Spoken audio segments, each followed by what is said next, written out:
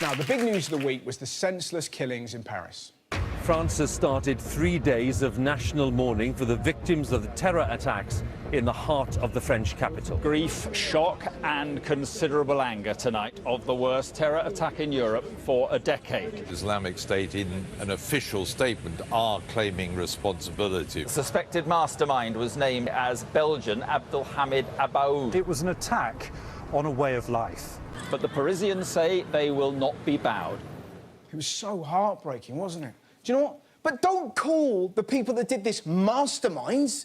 They're not masterminds. ISIS are hypocritical cowards. Think about it. They want to take us back to when the Quran was written, the 7th century. And how do they do that? By using rocket launchers, Facebook, Twitter, mobile phones and bombs. You didn't have those in the 7th century, did you warmongering pricks?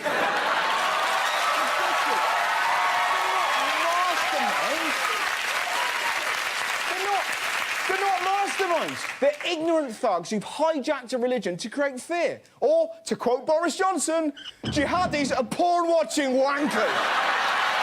Yes. Now, the other thing that pisses me off is that Twitter was awash with offers of help and defiance, and then right-wing morons tweet this. The Paris attacks were committed by devout Muslims. No, they weren't. ISIS aren't devout Muslims, they're terrorists. They don't speak for Muslims any more than Katie Hopkins speaks for me. Muslims believe in peace. They don't believe in beheadings or slavery, and they certainly don't agree with some of the insane things ISIS want to ban, like music, art, female education, skinny jeans, the word vicar, table football, magicians, and pigeon breeding. I'm not making this up. ISIS has banned pigeon breeding, claiming that the sight of the bird's genitals is offensive to Islam. Muslims don't care about pigeons' dicks, because no one has ever seen one. It's not like pigeons are wandering around like that. Excuse me. If your nickname is Pigeon Dick, that is not a compliment.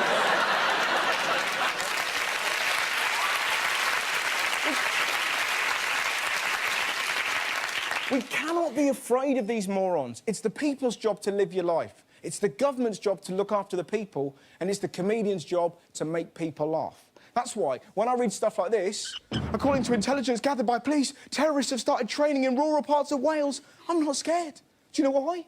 ISIS will never topple Welsh women. They are formidable. I mean, where else would you see a headline like this?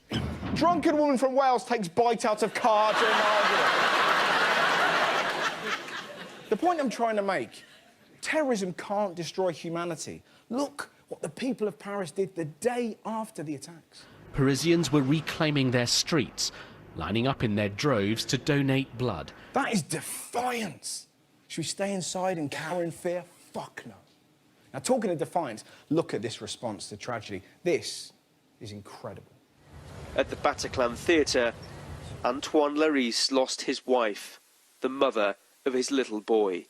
He wrote, "We are only two, my son and I, but we are more powerful than all the world's armies.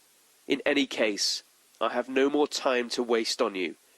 I need to get back to Melville, who is waking up from his afternoon nap. He's just 17 months old. He'll eat his snack like every day, and then we're going to play like we do every day. And every day of his life, this little boy will insult you with his happiness and freedom." Now that is magnificent. So what's been going on? Well, as feared, the Paris attacks are still in the news for all the wrong reasons. Here in the UK, many Muslims say they're worried about a backlash against them in Europe as a result of the attacks in Paris. I'm not surprised Muslims are worried. Some of the reactions to this tragedy have been so moronic. I mean, did you hear about this? Woman arrested after Facebook post banning Muslims from her beauty salon. Did you see her posts? Blinks to Bista are no longer taking bookings from anyone from the Islamic faith. I'm sorry, but it's time to put my country first. I've got to protect my country. And the way I'm going to do that is by refusing to wax people's teeth.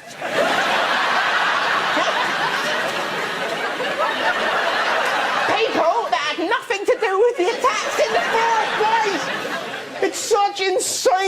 think, how is that protecting your country? Like ISIS are going to be on the news. Please, we surrender. Let us have the jazzles.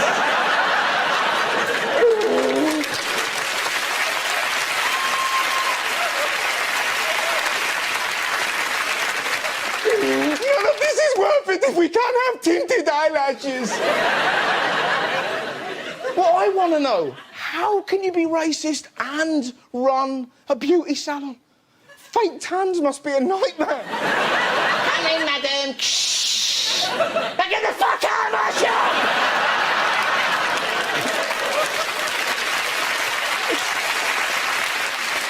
It's madness.